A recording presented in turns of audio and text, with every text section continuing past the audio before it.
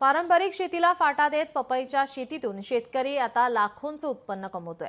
ही यशोगाथा आहे गोंदियातील शेतकऱ्याची। पारंपरिक धान्य शेतीला पाणी भरपूर लागतं आणि त्याप्रमाणे आता नफा मिळत नाही, त्यामुळे आता एक शेतकरी फळ शेतीकडे वळला आहे। गोंदिया जिल्ह्याच्या सडक अर्जुनी तालुक्यातील घोटी येथील एक शेतकरी फळबागेतून वर्षाकाठी 7 लाखांचा नफा कमवतोय। या शेतकऱ्यासोबत बातचीत केली आमचे प्रतिनिधी सरवर शेख यांनी। पाहूयात। आपण सध्या आलेलो आहोत गोंदिया जिल्ह्यातील सडक अर्जुनी या तालुक्यातील घोटी या गावामध्ये। आपल्यासोबत कोरे हे शेतकरी आहेत। आपण त्यांच्याकडून जाणून घेऊया की त्यांच्या या शेतीला त्यांना खर्च किती आला आणि ते या पपईमधून किती नफा कमवणार आहेत। आधी मी धान शेती करायचं, पण धानाला खूप पाणी लागत असल्यामुळे मी फळबागाकडे वळलो। सुरुवातीला बोरी वगैरे ॲपल बोर, काश्मीरी बोर लागायचे। आता पपीता लागवड केली 3 एकरामध्ये। सरासरी खर्च मला 5 लाख 5.5 लाख रुपये खर्च आलेला आहे आणि उत्पन्न आपला सुरू आहे।